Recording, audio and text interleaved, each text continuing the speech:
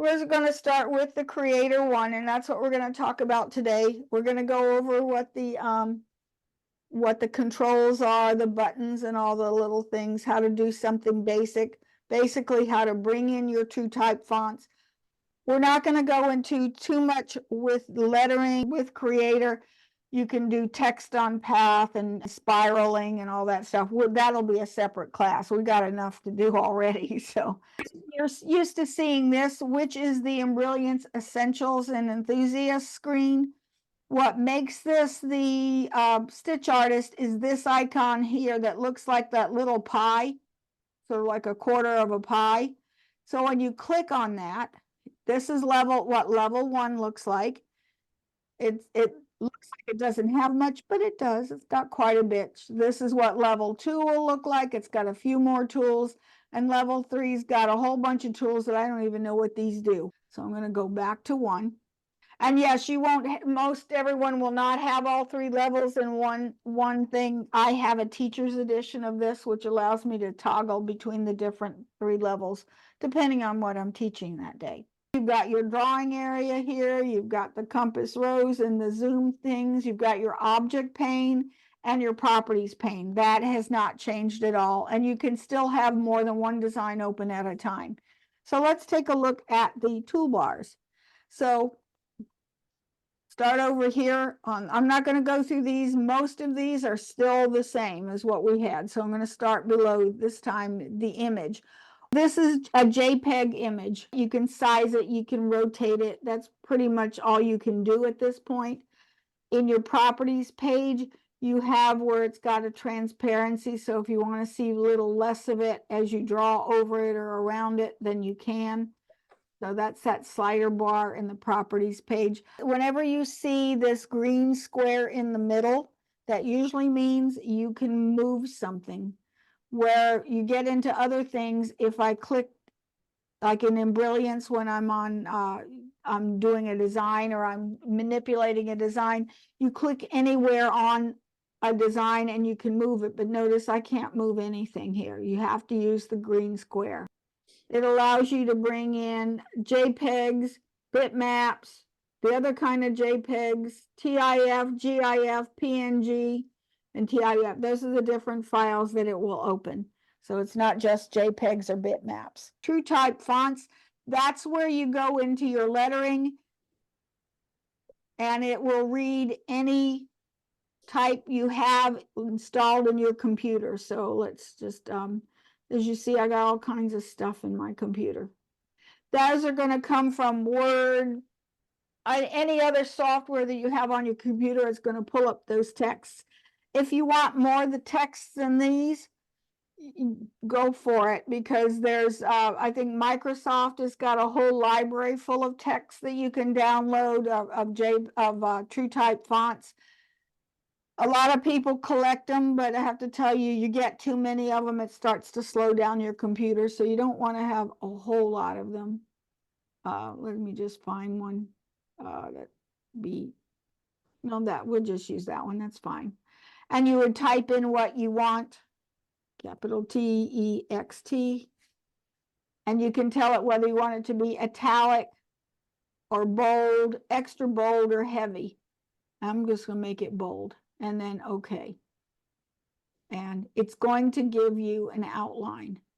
Again, it's got a box in the middle.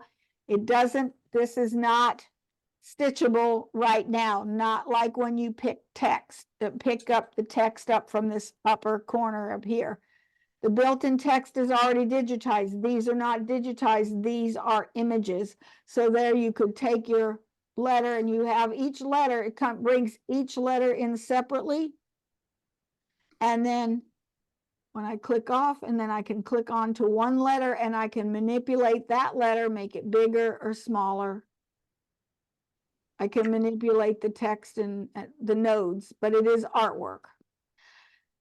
I would have to add stitches to it. I could add, here's running stitches. Okay, and see now it's a run or a fill stitch. A lot of times with TrueType fonts, it's hit or miss. So, okay, here we go. See, it did fill it. There's an E, I'll put a fill there. Oh, when I go here, oh, there it is. If you put it on editing, see now now it's got stitching to it. Or like if I take the X, I could do running stitches.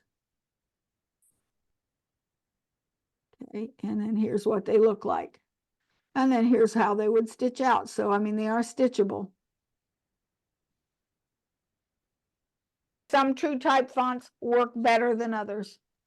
And usually the more blocky ones work better. Like I could turn 3D off and you can take a look and see what all of these look, what the stitches look like.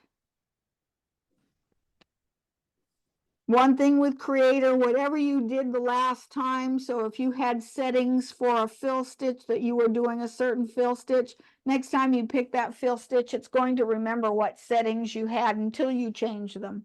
Up here where it says design, those are your images up here. So if you want to turn you can turn your design off. I'm gonna go back into Creator here. Now that was true type font. This one up here is going to turn your design off, your background fill off. That's this little green tree up front.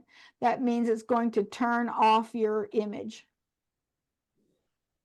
So like as I click it, it turns it off and then turns it on again. This one shows or hides the stitches. So if I am picking this one, it's going to show my stitches. Or I couldn't see them because that was hidden. So this shows my stitches or it hides your stitches. The hide can also be done up here. So this X right here locks and hides it.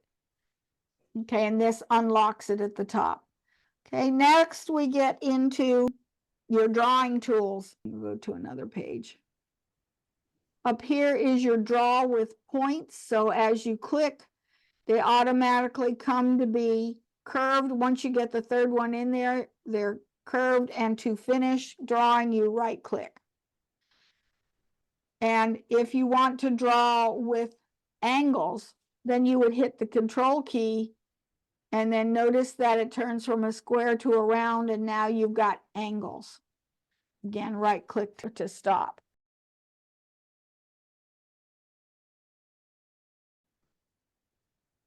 You can also take a shape like this one right here, and I can close it. You have this little round red circle up here that will close that point for you. Otherwise, it's going to be an open design. You need a closed design in order to put in a fill. You have got freehand drawing, which is this pen. You right click to finish, and it puts in what these are called nodes, and you can move these nodes as you like here. And these have nodes. Notice there's nodes here. If you want to add nodes, you double click and then it will pop a node in. To remove it, you can double click on a node and it will remove it. So you can add or subtract the nodes as you like. Then you have this one, which is 3-point circular area, and that's going to automatically be a circle. And it automatically is like wherever you start. And this finishes. Oh, I got all kinds of mess. I mean, it's select all and delete all that stuff. The 3-point drawing, it's also called draw with points too, that you can draw a circle. And once you get to the second one, you can move around. And see, with 3 points, it gives you a half circle. And there, that finishes it here. So, and then I hit close, and then it gives you a circle. And then you also have nodes here that you can mess with, so you can make an egg. Okay, this one closes any open shape, it'll turn to a close. And when it means closed, like when I do a 3-point drawing. And I'm going to change it to a straight line. I'm going to hit the control key and then release it, and it goes back 2, and then I can close that shape. And now I've got a shape.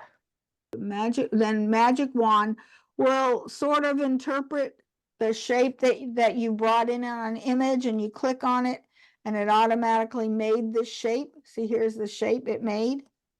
And if I get rid of the design, so you can see, selected the design and put the nodes up there. So like when you go to the nodes, when you click on it,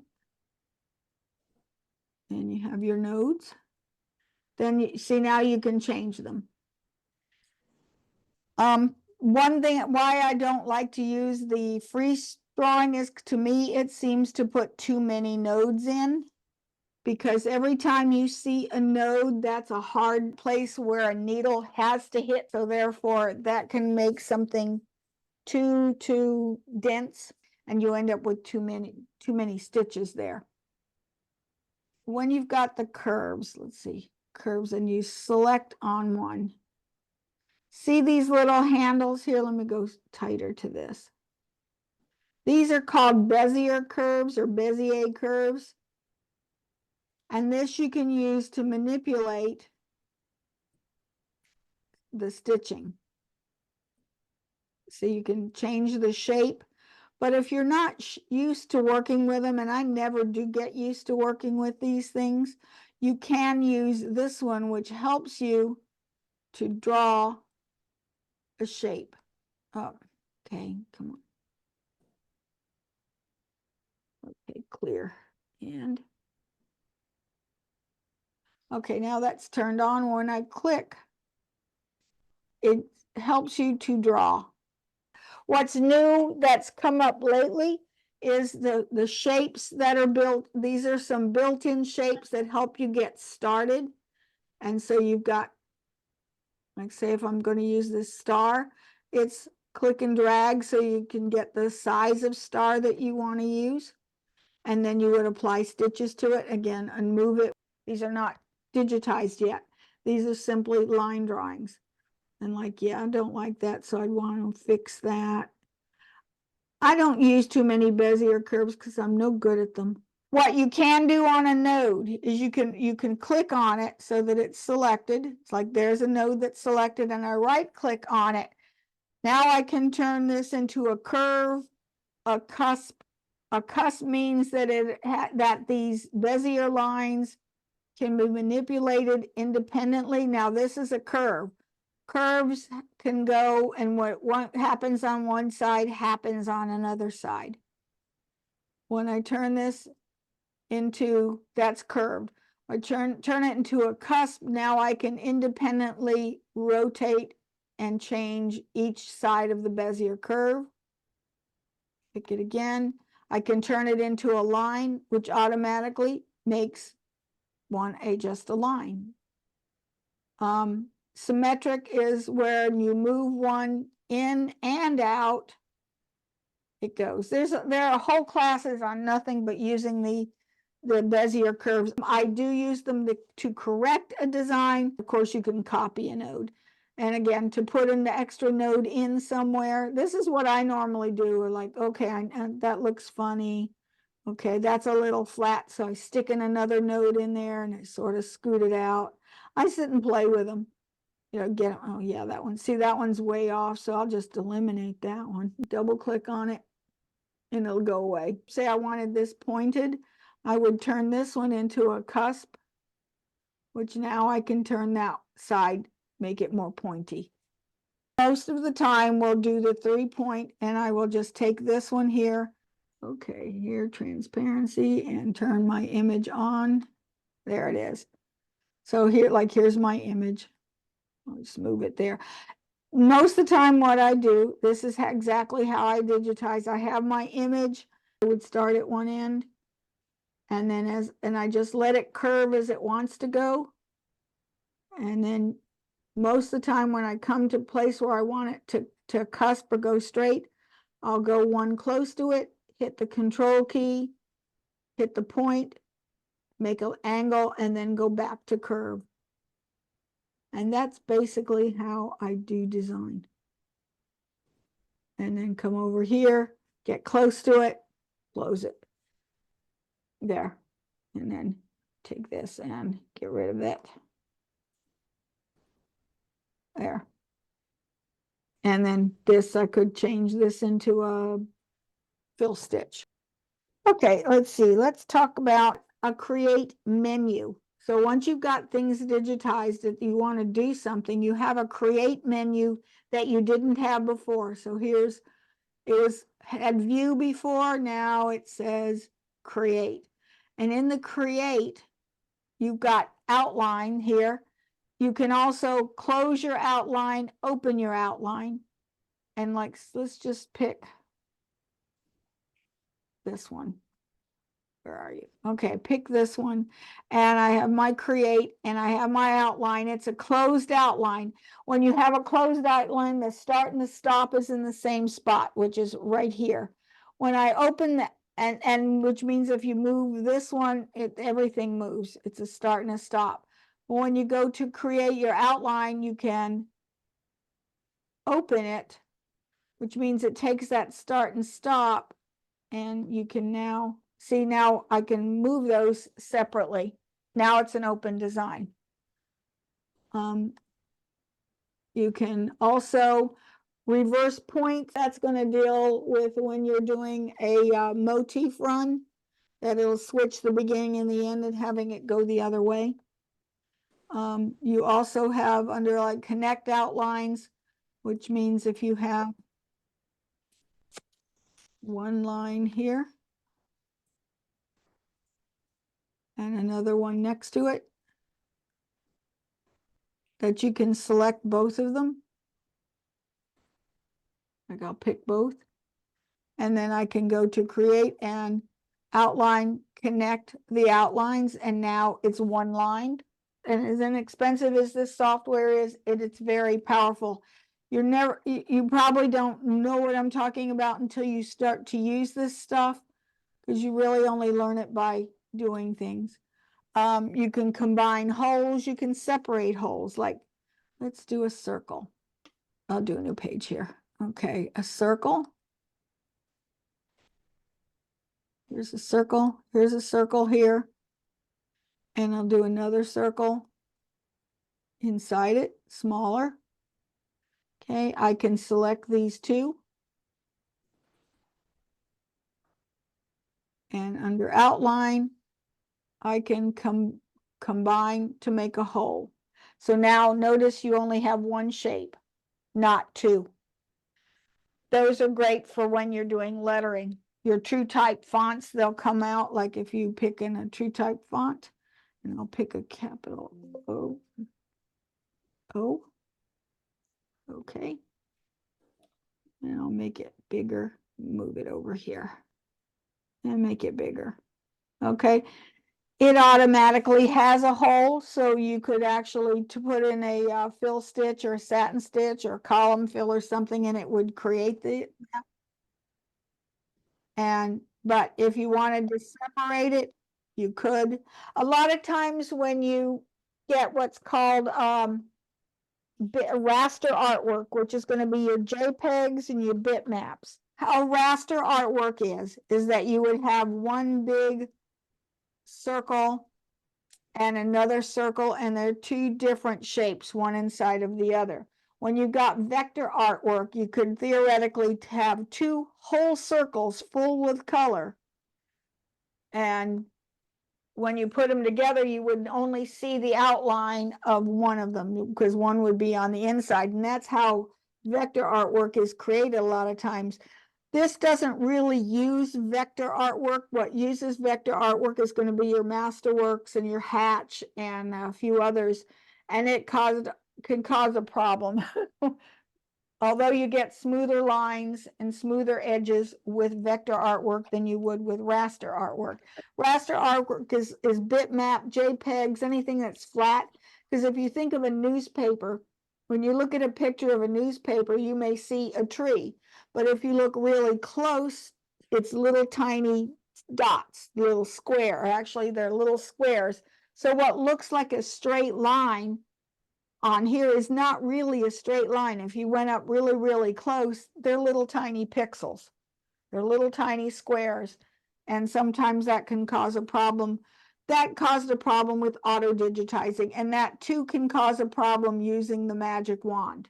Depending on how that image was digitized in the first place, means whether you get 1 or 2 points to do a line or 100 points to a line. And every time you have a point or a node, that's a hard needle penetration. So that can get interesting, which is why a lot of times I will bring my artwork in as an image and trace it myself, and then I know how many nodes it has. Okay, also in this create menu, you have design. You can begin a new design. These essentially are 2 separate designs. You've got this O and you've got the true type font. Those are 2 designs. So, and say if I'm working up here and you keep adding things, like say if I go to draw something else and close that, see, it added it underneath of the tree where I was actively working. Or if I were over here and did the same thing, it would put it at the bottom. And close. And see, it put it at the bottom. So say you have 10 or 12 of them, because a lot of times people will digitize in little bits, you know, this part of it in this one design, do another part another day in another design, and then you combine them together. And then it gets hard to, like, oh, I really want to add something over here. Well, I can't, it's up there, you know, or over here. I can't get to it because it's up there. You can go to create and design and set the current design. Now you can combine designs. I can select this one and this one, create and make. This is what I usually do, is I will combine the designs. Now I have one design. Why does that become important? A lot of times when I'm doing things, I'll work on one part and then it goes to be another part, but then I change my mind. Oh, really, I want that to stitch in a certain order and I want it way up high and it won't go. Then what I do is I make it all one design and it goes where I tell it to go. So moving things, see, like you can move within, I can take this and move it down. Oh, it just made it out. Let me undo. See how it took it out into another design? Take this one and I move it down, it stays. Because you can move things in order by just going up and down, or you can right click on it and move earlier, move later, move first, and move last. So if I wanted that to stitch out first, it would do it. Okay, in this create menu, auto entry and exit, this you can mess with these. This is your entry and exit, and it's usually automatic. Another one this one is good for, auto sequence by color. A lot of times you'll have colors all over the place and you want to combine them together, so to make easier stitching, you can do auto sequence by color, and it is a little less powerful than color sort that we have in Embrilliance, but it will also color sort your design for you as well. I don't have different colors, so it won't show it. Okay, now let's talk about stitches. Now that's this panel here. This is not stitching. This means it is artwork with, like, now we turn this one, let's turn this into a run stitch. Okay. But say I now want to go back and put that back as an artwork, I can just select it and come back over here and it returns to artwork or line. Okay. I notice here when this one here, true type font, it's telling me what it is. I don't know what Malgan Gothic is, but that's a true type font that I have on my computer. Okay, now when you select something, you can make it a line. So I'm going to select a line. Now we have things showing up here in the properties box. Again, just like in Embrilliance, you can change the color to, if you have a bunch of colors, you can make them all one color. Thread picks the type of thread that you want to convert it to. Like right now it's in outline green, but if I wanted to convert this to Floriani thread, I'd hit OK, and it converted it to the thread with that particular brand. If you want this color to be in your preferred brand, whatever you selected is, just click on it. Because a lot of times when you're changing colors, you'll get the color bar. And the problem is, like, say if we switch it to this one,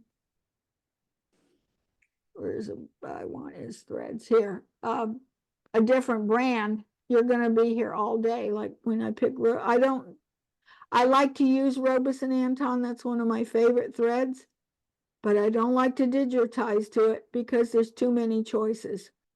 That's too many to pick from. When you're in color, you have applique.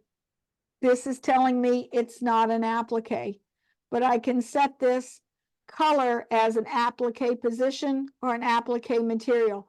This here does not mean you are doing the applique, you're just setting a color. Okay, and cancel that.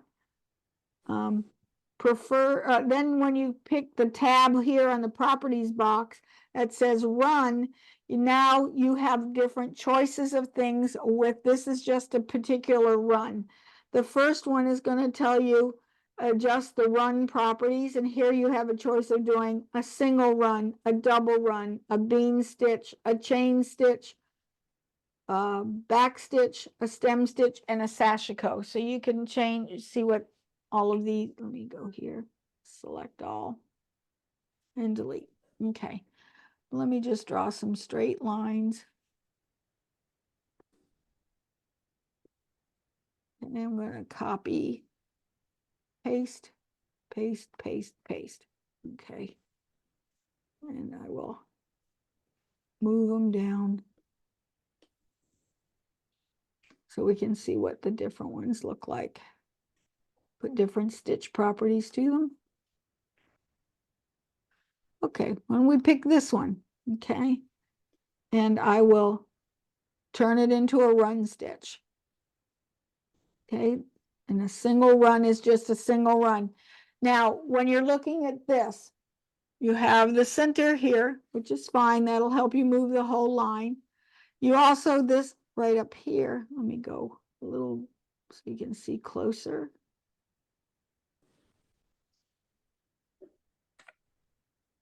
Okay, so go back. See over on the left-hand side, that little green with the little arrows beside it, that is your start. See, the start doesn't necessarily have to be at the end of the line. And here's your stop. Okay, so when that would stitch out, that would look like this. It would start there. Guess what I use this one for? Putting in a zipper. Okay, because I don't want all the points to end at the same spot. So a double run, we'll put the start and the stop in the same spot, but you can move them. You can also, and then that will just be a go back and then forth. And the only control you have here is the stitch length. This would be your how long your stitches are. And you also have the bean stitch, which is nice. Bean stitch is a triple stitch. See how it goes back and forth? It's a triple stitch. So we'll change this one to a chain stitch. See, there's now, it does a triangular stitch and it looks triangular here. However, once you stitch it out, it's sort of the threads soften and it does look like a chain stitch. You have the back stitch, which gives you a slight lightning stitch, and that's sort of to simulate hand stitching. And you can also make this thicker. You can do that back stitch with 5 passes.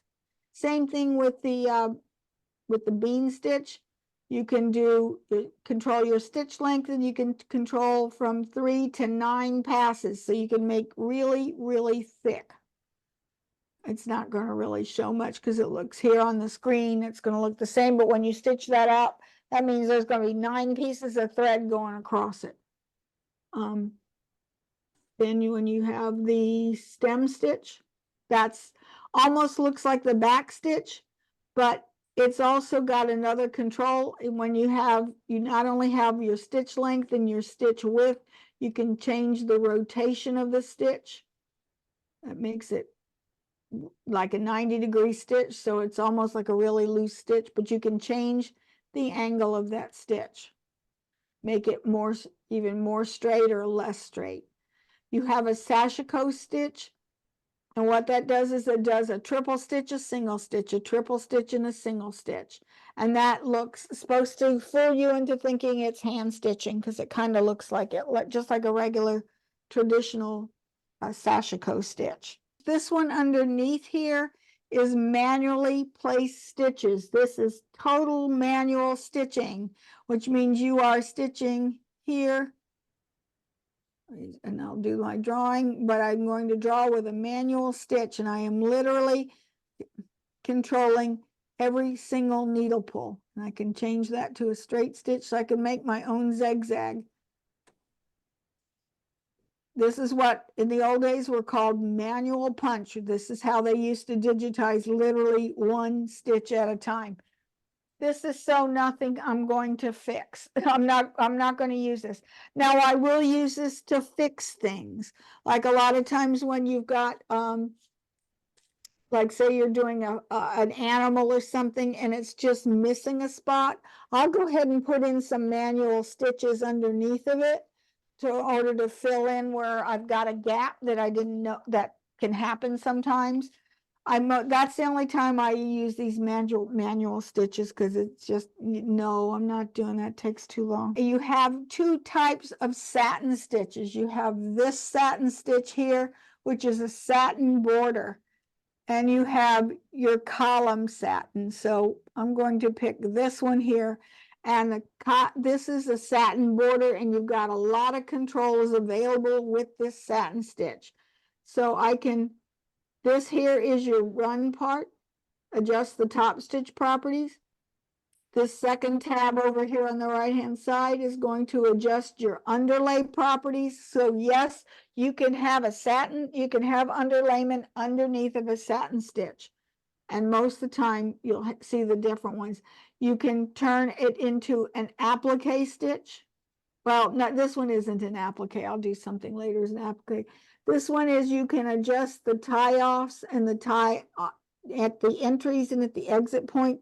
This is not something I ever deal with either. And then you have quick styles, which is going to, it's just your notes, whatever notes you want to put in there. Okay, let's go back to the surface, which is your surface. Here's your stitch width, however big and wide you want it. And the density, how dense you want it to go. With density, the higher the number, the less dense it is, and the lower the number, the more dense. That, if you think of that, this means that they're 3 points apart, whatever a point is, and this over here is 14 points apart. And normal densities are 4, about 4 for most thing when you digitize. Pattern, when you see pattern, let me make this one a nice wide one. Okay, big wide one here. You have a pattern. You have, pattern means it's just a regular zigzag satin stitch. When you do split, that means it splits it in half. It's hard to see with this color. Let me make it red. Okay, it's a split, which means that there is a split right down the middle of it. You also have a feather stitch. You can change the feathers, make them right and left. See, you also have, not sure, I've never used a 3-pass whip. What does that do? Let me see. There's my, it looks like a regular satin stitch to me. I can't tell. Pattern none. Okay, that's what I want. Okay, when you have no pattern, it is a straight zigzag. So as it stitches, it goes one side to the other. This little squirrely thing, this gives you another pattern that you can change the line thickness, and you can actually see that changes the shape of it. So it'll go thin at one side. It's adjusting that zigzag from the width, from the middle, and you can change it to these different little patterns. So number 7.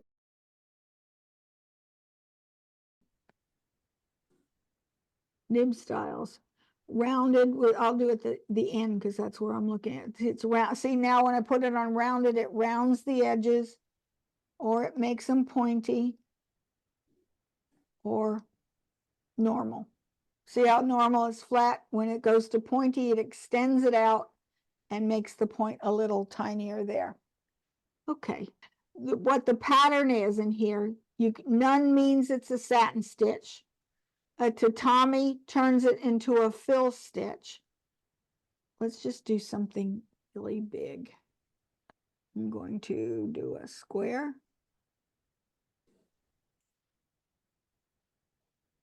Okay. And I'm going to pick this as a border and go up close.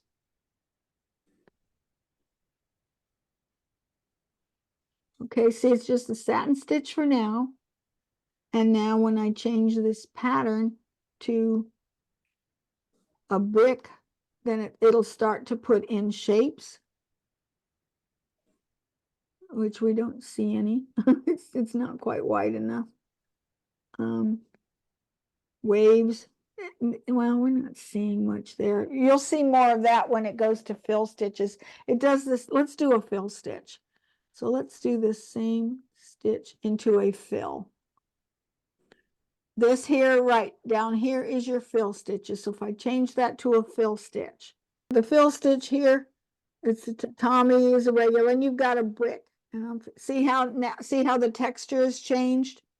So it's got a brick shape to it, but you've got different shapes you can pick from, waves, that kind of thing, cornrows, all kinds of stuff here. Where it says reverse, when it does a fill stitch, when something does a fill stitch, it goes to the right and then to the left and then the right to the left. What reverse means, normally what happens is it would do, well, like if this were a satin stitch, it would go from one side to the other and back, okay? But if it were a tatami, it might do a bunch of stitches and then straight back. But you can tell it what you want it to do on the reverse side. So you can either have it do nothing coming backwards, or it can do the same pattern that it was using coming backwards, or you can do an anchor stitch. What an anchor stitch is when these are close together, an anchor stitch is going to be just inside so that it doesn't do a lot of buildup on the edges. Okay, let's go back to the satin stitch here. Satin border. Okay, now going back to the satin stitches, you've got more control here where you've got now this is your underlayment, and you can do the different kinds of underlayment. You can do an edge run, and I'm going to turn them all off. Okay, so when they're all off, it's just going to go from one side to the other, and that's it. So all it does is go one side to the other. Okay, if I were to change this now to an edge run, well, what the edge run does is it lays a foundation for the thread to go over top so that it'll make the edges nice and smooth. To that, you can also add a parallel stitch, and what the parallel stitch is just an underlying zigzag. Probably don't notice them. There's my edge run. Here's my parallel. And then after that, it will do the satin stitch right down the middle of it, which is going from one side to the other. You have zigzag here, and what zigzag is good for is it adds just another zigzag going one way, then a zigzag going the other. This is good for towels. See, it does a double zigzag. Why you need underlayment is anytime you have any kind of stitches going from one place to another, as the hoop moves, the thread pulls that stitch into the center of whatever that satin stitch is, so it can make it thinner. The only other one I want to talk about is freestanding. What freestanding does is it adds everything, and it actually adds 4 lines of stitching. Let me turn these others off, okay, and I'll show you. This essentially is good for, like, if you're doing Richelieu lines, if you're doing it like cut work. See, it adds 4 parallel layers to the edge of the stitching. Actually, this one's 5. And see, and then it adds this other foundation to build on it. And then it'll start to do the zigzag. This is really nice if you are doing freestanding lace or cut work or something like that. It's way beyond my abilities, that's for sure. Okay, now if you were using puffy foam, then I would just do an edge run and nothing else, because you're going to squash down your puffy foam. The next way to do a satin stitch is the satin column.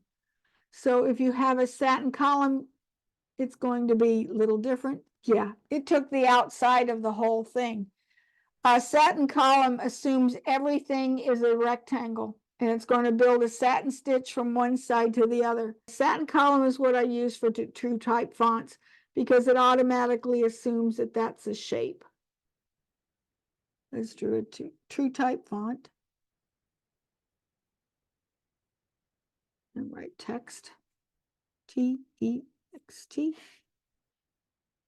I'll make it bold. That's okay. I'll make it bold just so it's a little bigger. Down here. I would use this one, the satin column. Let's take a look at it, how that would stitch out and what it does.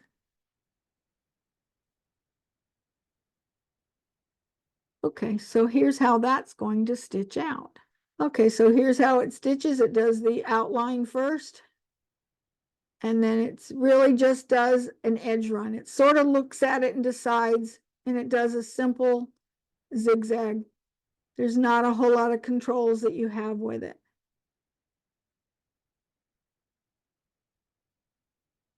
Okay, now if I were to do these instead, in that, look what happens. Okay, now that one is the satin border.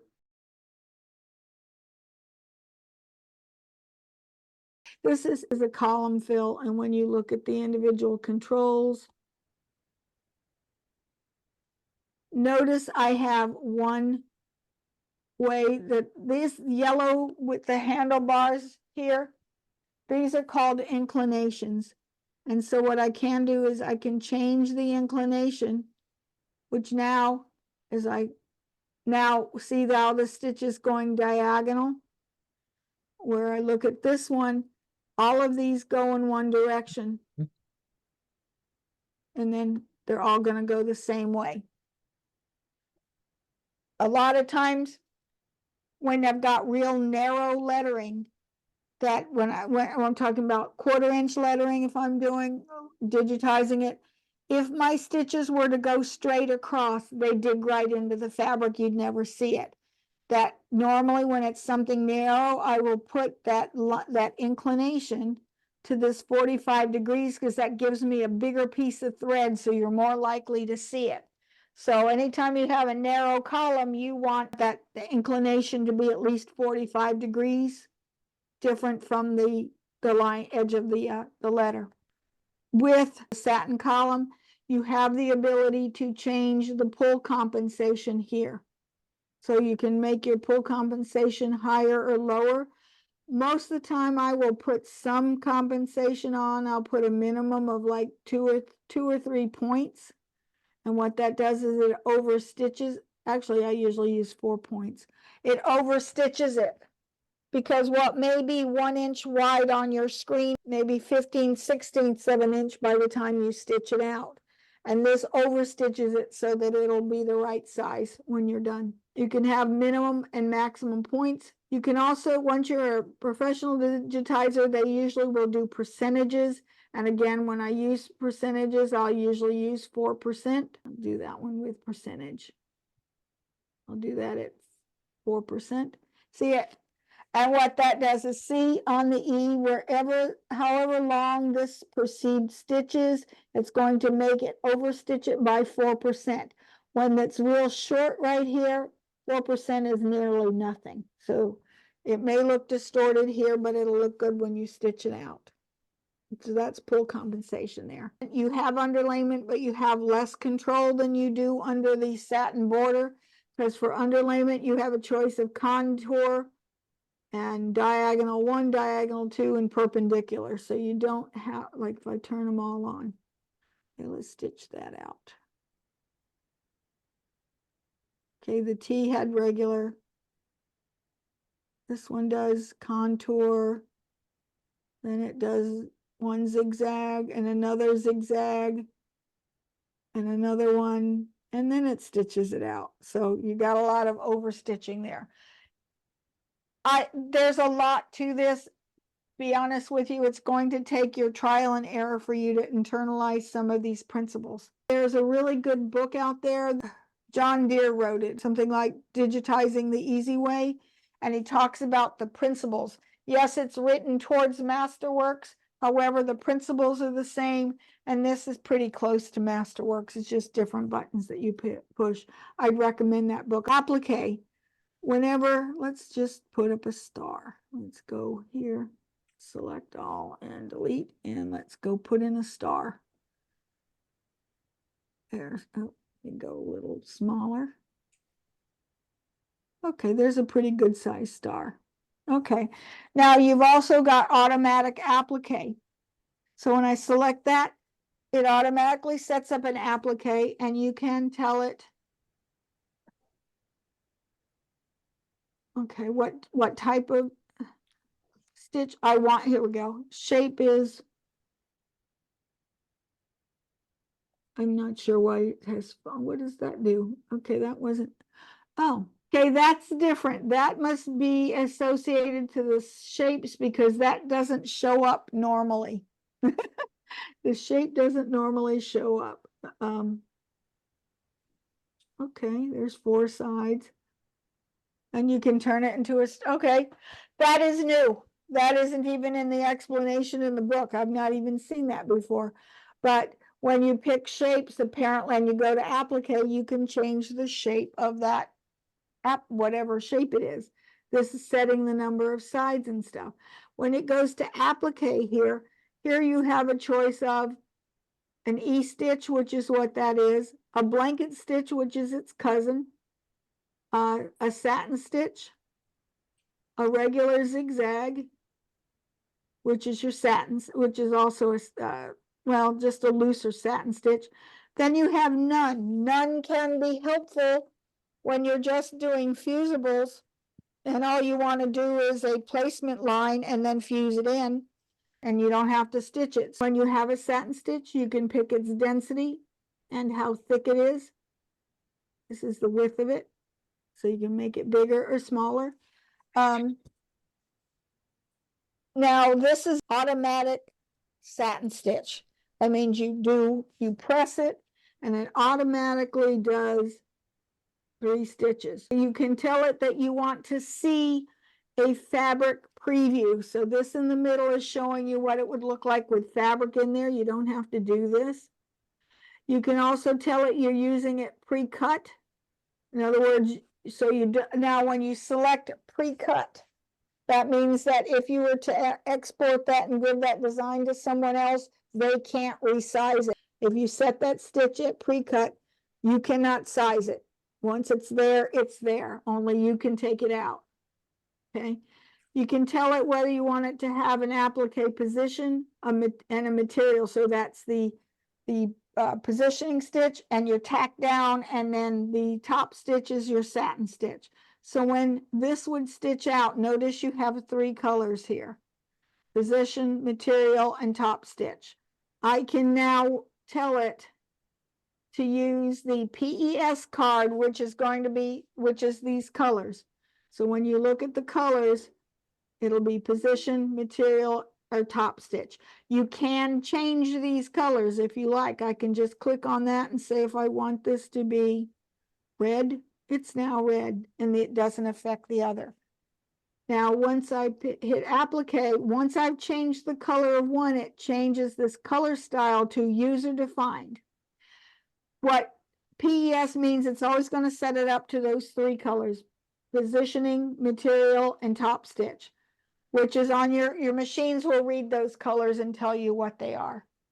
And that usually indicates, and that's from old times, because years ago there was no color. It was, you would just tell it what it is and put whatever color you want in there, which is what I do anyway. Then if you have it on keep color, that's for people who have a multi-needle machine, because what happens with applique, if it says the same color, it's going to keep right on stitching until it goes to the next color.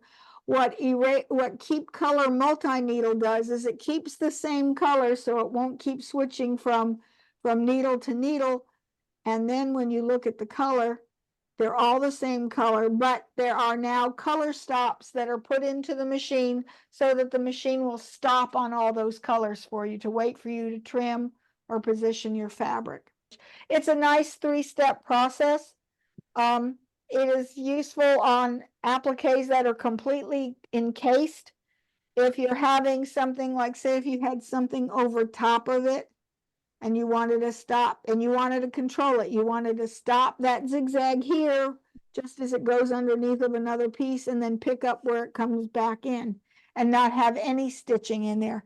That you wouldn't be able to do with the applique key up here. That's when you would go to your column fill and your other stitches to put them in separately. Okay. This one right here is Motif Run. Motif Run doesn't have anything there. It shows up as a straight stitch. This is what pattern that you have. I don't have one. So I can, when I hit Motif Plus, then I can go in and pick different kinds: cross stitch, decorative, knots, larger knots, satin stitch, satin-ish, and squared. So if I pick that one, I've got all kinds of different ones that I can pick. Okay, we'll pick that one. Okay. And so now that's what that would look like.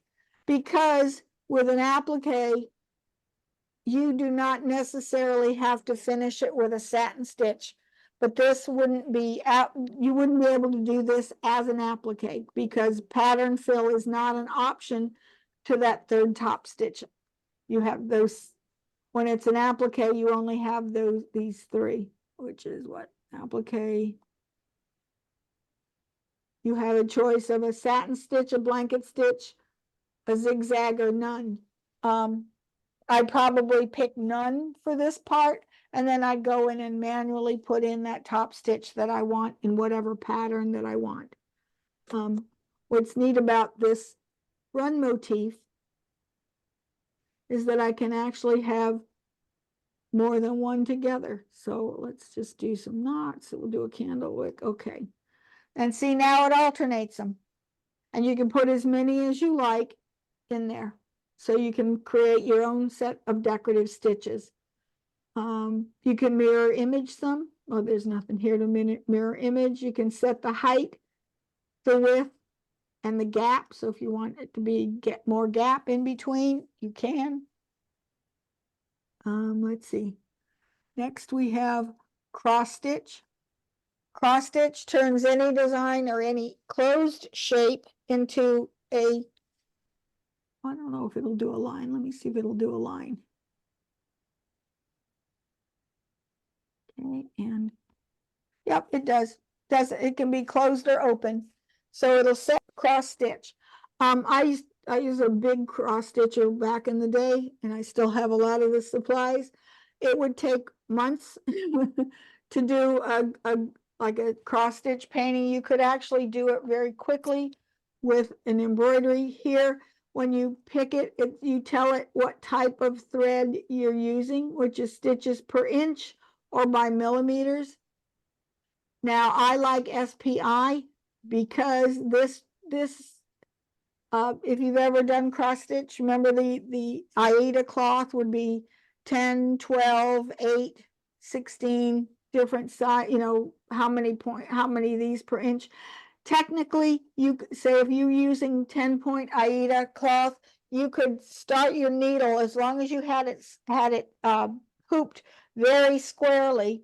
You could drop that needle into a little hole between the fibers and then have it would really absolutely look like hand done on the front.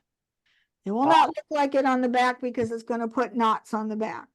And you can also tell it whether you want it to be a single run, a double run, or a triple run. That depends on how much thickness you want to have there. So yes, you can do cross stitch very easily. And notice my line is right here. It always does a complete cross. It never doesn't do half crosses. That's the only thing.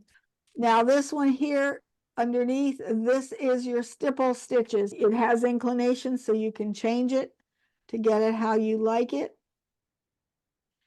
When you have a stipple, you can tell it whether you want it to be drunkard, which is the traditional stippling. And when it's on the traditional, then you notice you have a start and a stop in the same spot, and you can move it. Traditionally, they'll start and stop in the same spot.